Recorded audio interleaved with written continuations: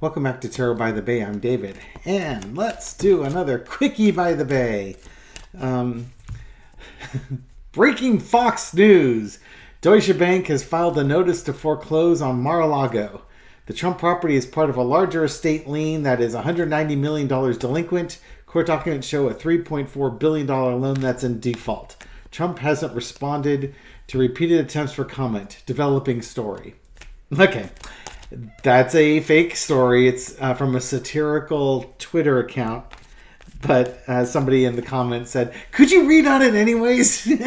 How did Donald Trump react to that? And apparently it got picked up by news media sources and perpetuated. So AP News has a fake news section where they debunk stories like that. But again, that's not a real story. This reading's just for fun. That's why it's a quickie.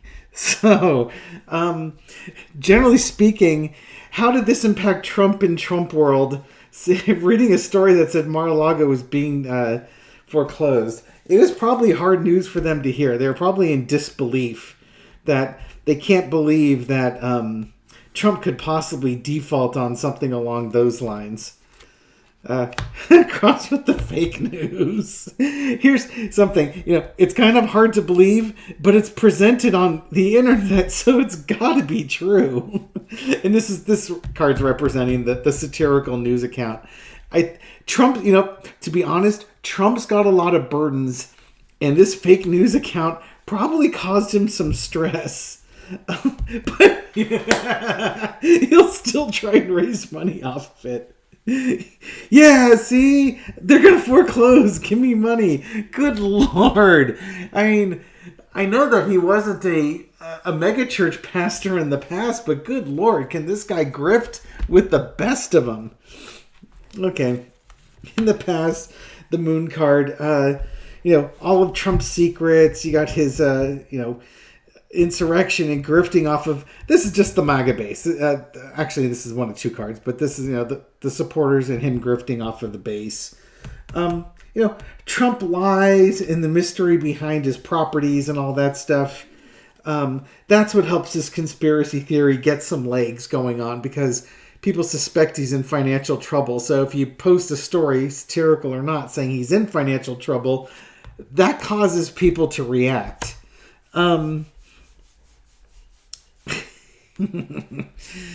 Oh, how are they reacting? Strength. They'll rally around him. This is just the news media attacking Donald Trump. I'm sure they'll have something like that. They won't see the humor. They won't laugh at it. And again, because they take their cue from Trump. He has no ability to see humor or laugh at something. He just makes mean cutting comments. That's his idea of humor. And the people that really love him are the same way. They don't have a sense of humor. So, or maybe they do, but not when it comes to him. Sacred cow type of thing.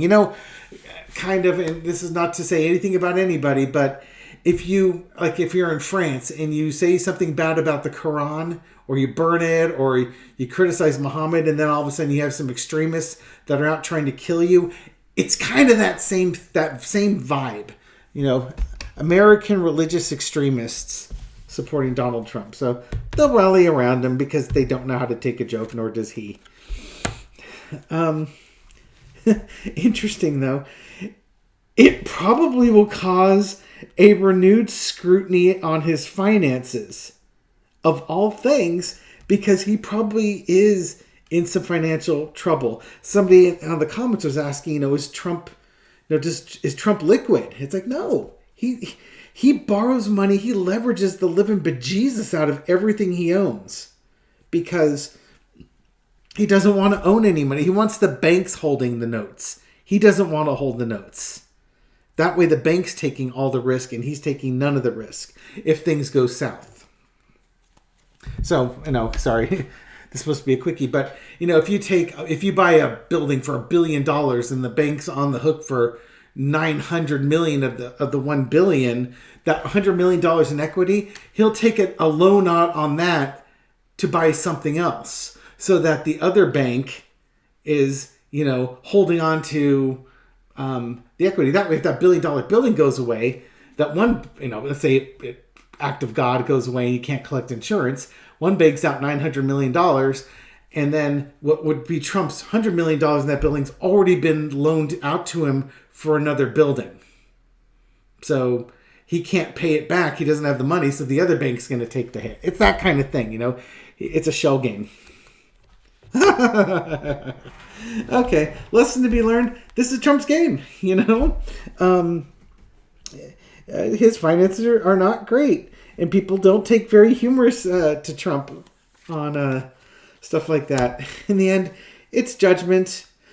People are going to be upset. People are going to speak out. He'll probably post on his fake Twitter account about this, or maybe his kids will. They just, a lot of them, they just don't have a sense of humor. Now, is it funny to tease that somebody's house is being foreclosed and they're, you know, a really popular person? No, not particularly, unless they make money in their properties and everything, their whole persona, and there's a lot of information out there that they're not as wealthy as their persona makes them out to be. So that's what opens the door for the joke to come through and be funny, because it's believable. The way the jokes work is it's only funny if it's believable. And the fact that major news medias ran with this without double checking shows that, one, they're lazy, but two, that it's believable.